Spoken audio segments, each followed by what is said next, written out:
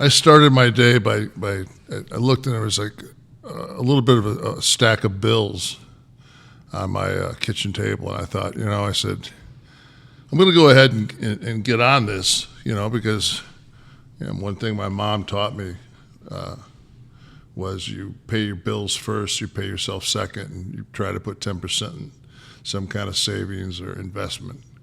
So I went ahead today and I sat down and I knocked all my bills out.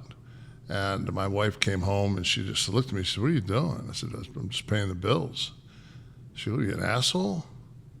I said, "No, what do you mean?" She goes, "Nobody pays bills." I said, "Really?" She said, "Yeah." She said, "It's a new thing. Didn't you know?" She said, "What you do is you get a service from somebody.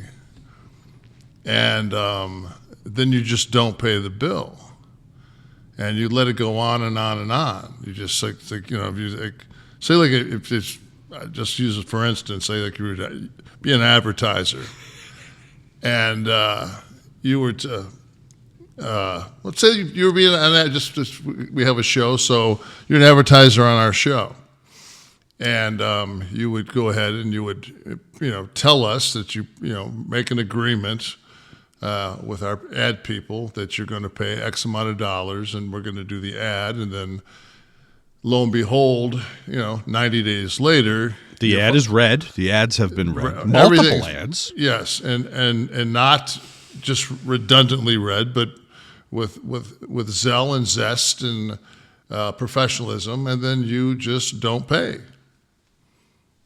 I don't get it. I bet that happens out there. I'm sure it does. I bet there are shows waiting for fucking months. And you wonder, do the ad people, they obviously aren't sitting on their balls because they don't have any. So they just let people fuck them. I mean, let's say you're not getting any action at home, right? And how often can you reject the advances of beautiful women or men, if that's your proclivity? But we're I mean, or end up taking $8,000 out of your bank account and go in a different direction. Yeah, I guess, right? I mean, it's we'll get into that later, though. Oh God, what fucking world are we in? What world are we in? Who gets what they're worth? Does anyone get what they're worth? Joe Rogan probably gets what he's worth. I'm sure that they pay ahead of time. I'm sure maybe that's the resolution for us and everybody. Everyone who listens. Get what you're worth in 2023. Get what you're worth. Whatever that means to you. If you have a podcast and you're worth a certain amount of money, get what you're worth. You can't always get what you want, but if you try sometimes, you just might find. I want more than I need. I want what I'm worth. I want what I want. It's time. I'm 50. 50. I wish man. Does that sound good to you, 50? I know 40 sounds good to me now. So. No, it doesn't. It doesn't? 50 doesn't? Fuck no. I don't want to. After the fucking heartache I went through last year, I don't want to play that fucking inning again. I'm fine. Well, you don't want 70, right? I mean, I'm hoping on 70. Yeah. Teventually, yes. Yeah. I'm in no rush, but you wouldn't play your 70 chip today. As we all know, fucking, the Earth travels around the sun a lot faster after you're about 14 years old. Yeah. The percentage that 1 year is of your life begins to diminish.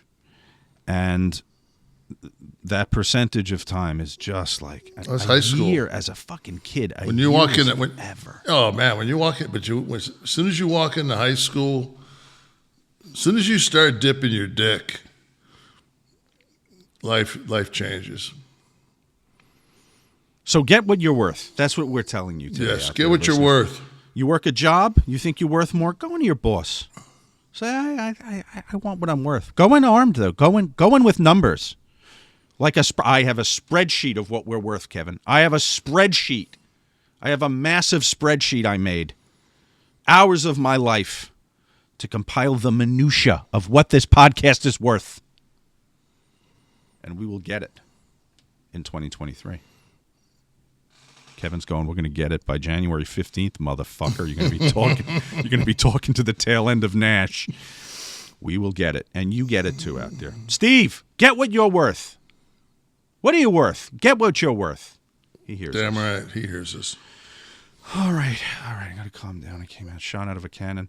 Feedback from last week, the Christmas episode, Windy City Chill Town Challenges. Says, laughing my ass off. When Kev broke out into singing, I was working as a waitress in a cocktail bar. I almost choked on my drink.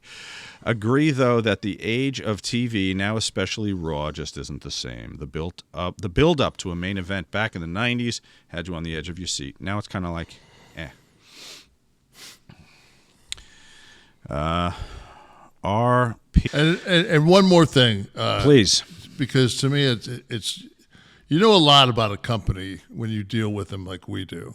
Mm-hmm. And lo and behold, Blue Chew is one of the companies that they have an unbelievable product. And it shows because people use it, they purchase it, they use it time and time again.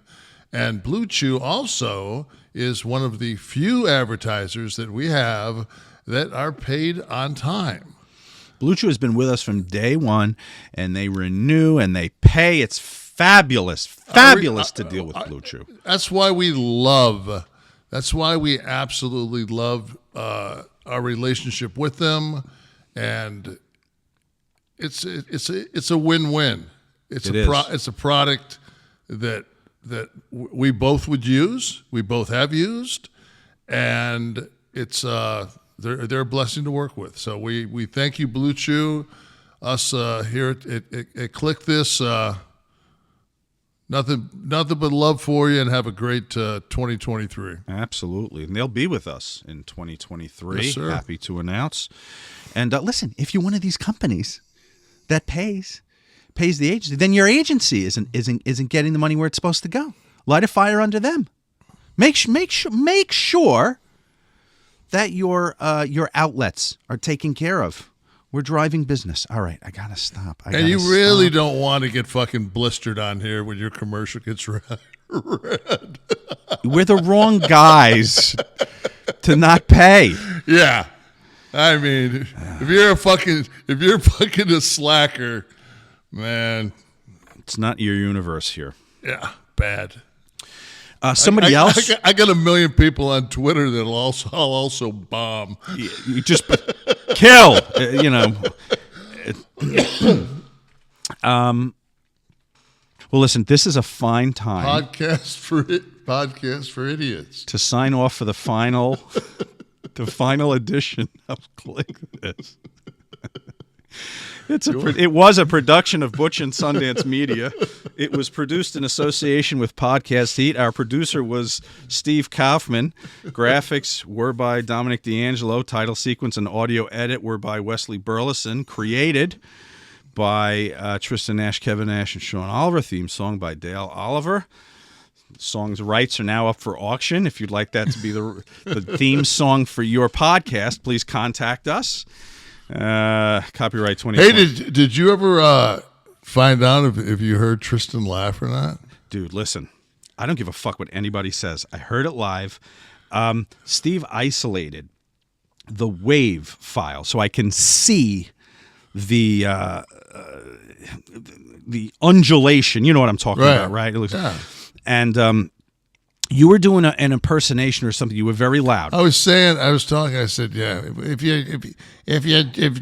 If Jimmy jumped off the bridge, would you jump? I was being somebody's mother. Right. So you were loud, and so it had like action all the way through, but it could have been like your echo. But that would have been something that T would have laughed at. Right, but Yeah, I'm that not would- kidding. yeah, that would've I been- heard that- that it was the echo or maybe the ringing of something metal in the room. It sounded like his laugh. And believe me, I'm not that guy with the spirituality or anything close. I'm the most godless fuck you'll ever meet. But Why is that? You have no. I mean, you have none. I want to. I don't want to turn this into a psychology session, but I desperately want to. I admire people who have true faith. I'm not talking about people who Right. wear it. I'm talking about people who have it internally, and the logic just takes over anything else, and I can't ever get there. I can't ever go there.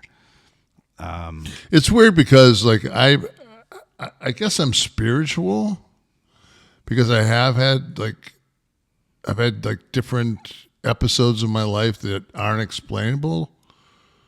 And I remember like the last thing I said to CTE. yeah, but the last thing I said to T was see on the other side in his ear. So I have to. I mean, I know. I want that. yeah, and I don't know. I mean, The floating man is hard for me to buy, like the floating man. But I mean, if you want to talk about energy and people's energy as a tangible thing, and like This that, is- I'm a little more down with. did you maybe. Did you see the movie Interstellar? No. So the movie Interstellar, and McConaughey's in it, and they go to another planet, and they're gone like 12 fucking minutes. And they come back to the spaceship. And when they come back to the spaceship, there's a black cat that's part of the crew, and he's aged like 35 years. Like that 14 minutes was like 35 years on where they were. And it was when I saw that, and I remember like T and I were because I had to like we went and saw that, and I had to piss, and I'm like, fuck, I gotta piss, man. And he goes, I said, just clue me in when I get back. So I mean, I sprinted up there, about pissed myself, sprinted back, sat down. I said, miss anything? He looked at me with the most, just like he just looked at me, and goes, yeah, they went through the wormhole. And I'm like, really? He goes, I'm like, I missed the whole fucking movie? Yeah, pretty much. But Teach you to travel without a bottle. exactly. But I always so I think that I go on Einstein's theory of relativity, and I know that we have electricity in us because we have an electrical, our synapse is electrical.